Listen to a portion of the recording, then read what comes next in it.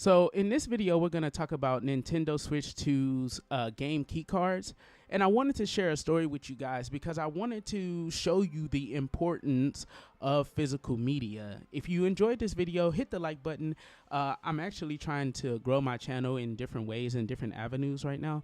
So hit the like button so that way this video can get out to more people, because I think this story and other stories like this are going to be important when it comes to vividly showing people the importance of physical game media and why these license cards or why these game key cards are actually a poison and a potential cancer to gaming as a whole.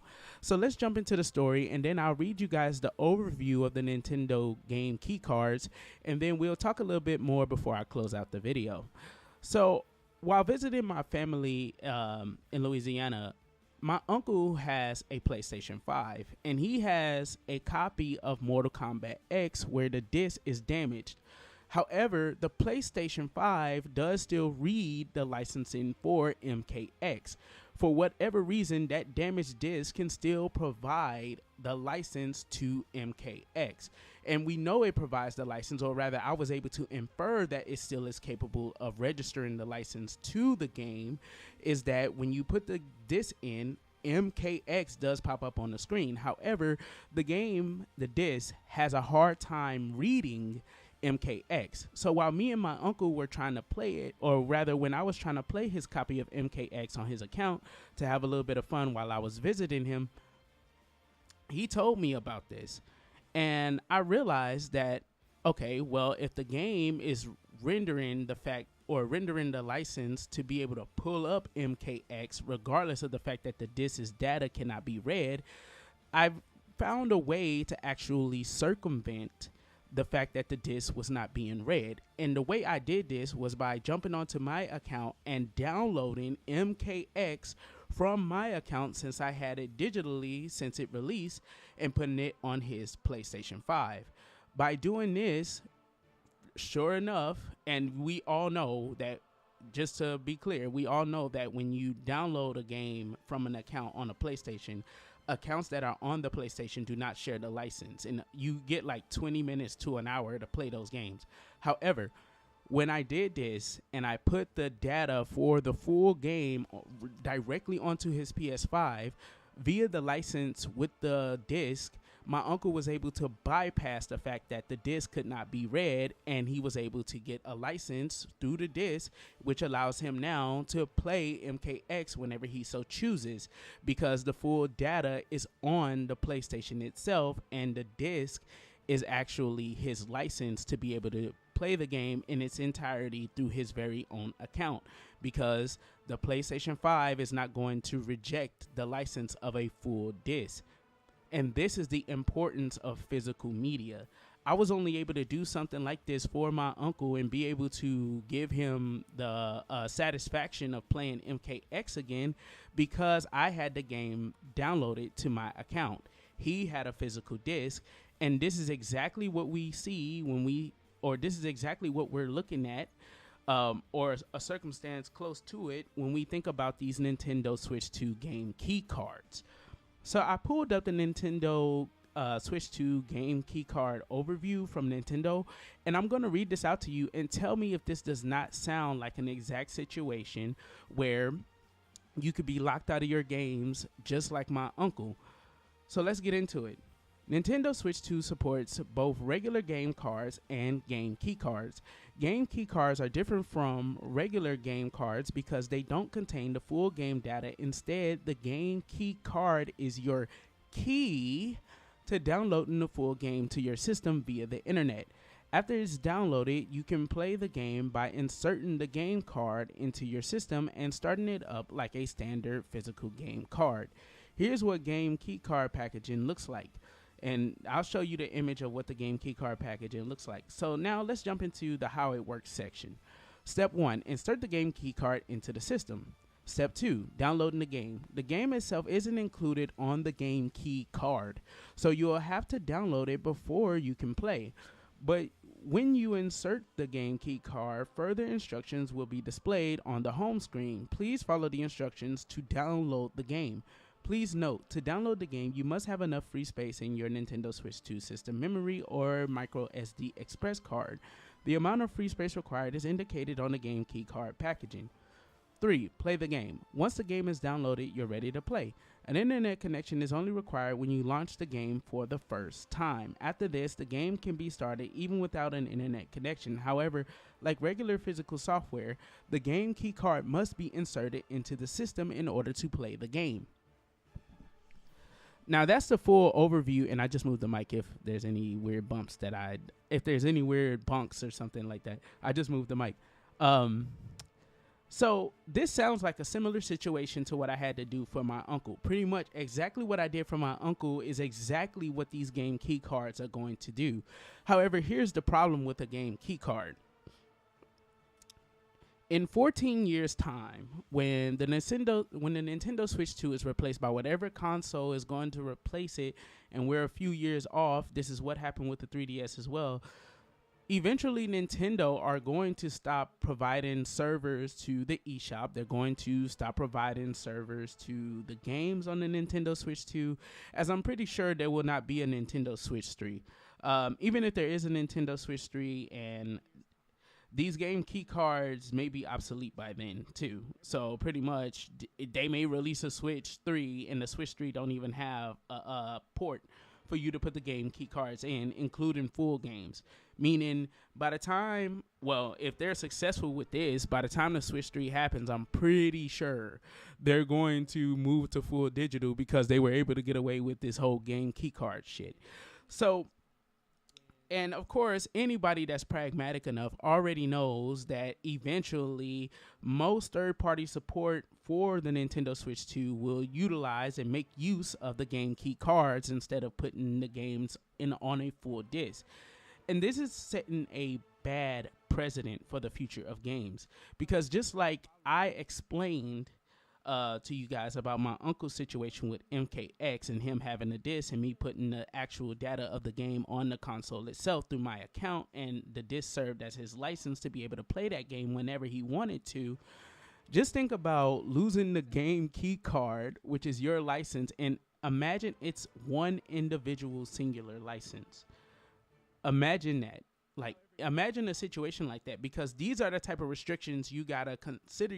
You gotta consider when we start to question whether or not EA, a terrible fucking publisher, when we start to consider whether or not EA will put games on the Nintendo Switch 2, which we already know they will.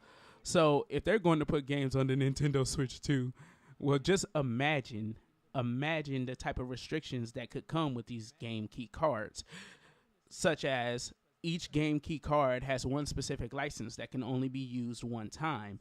It's a slippery slope that we've seen before with microtransactions, such as loot boxes, such as DLC in general, such as skins and purchasable weapons or purchasable perks. Of course, the value of these things are all decided by who makes them and who publishes them. And thus, we could find ourselves in a situation very soon, probably within the next 3 to 5 years, where these games are going to be restricted to where only one account can be tied to these specific cards. So just imagine losing your fucking game key card. Imagine losing your game key card. And for all of the Nintendo fanboys, no disrespect, but if you're defending this stuff, so I'm going to call you that. To all the Nintendo fanboys who think that there's some way to talk people's concerns out of them when it comes to these game key cards, here's a proposition for you. Let's say Nintendo themselves eventually do undertake this practice of one account per game key card, because this is something that can happen. We saw it with Xbox, nigga. They was trying to remove the ability to transfer the license to other consoles with the Xbox One, and PlayStation don't allow it in general. You can only get like a few minutes to an hour of gameplay time if you do not have the license on an account that's on the exact same console that the original account is on. Mind you, you can set that account to be the head of the PlayStation, and then the other accounts can play.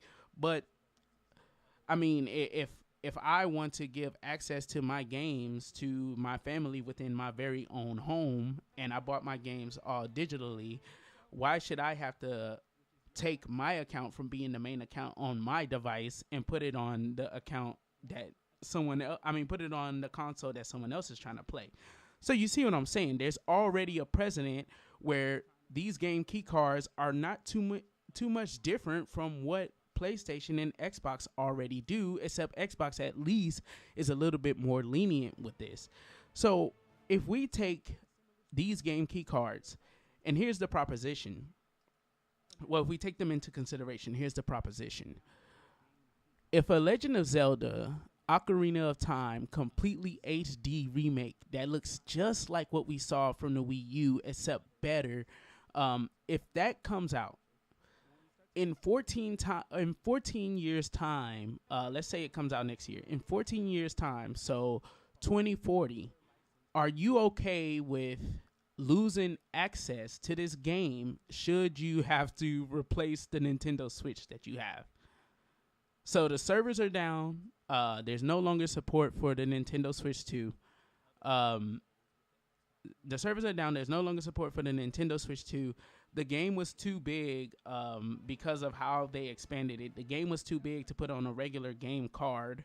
So it's on a game key card. You can't download it from the Nintendo eShop. And of course, to my understanding, there's no way to transfer game files between the Nintendo Switch, between two Nintendo Switches, meaning that you can't just have like a Nintendo Switch and a Nintendo Switch, and then, you know, you transfer the game via that process. So you don't use any other means like going into accounts. You just transfer the games through that process. Now, there are certain things that Nintendo are already doing to where it does sound like this will be a possibility. But with the servers down, what if you need internet to do this stuff? Now, of course, there is still the possibility, because you can do it with the Nintendo 3DS as well, that whatever you bought, of course, the eShop will still be able to render that stuff out to you. But let's take it on a worst potential possibility. And this is the problem. No one ever thinks about the worst possible outcome instead of thinking in the favorable outcome. When we're dealing with a company, we're not dealing with an individual, we're dealing with a company.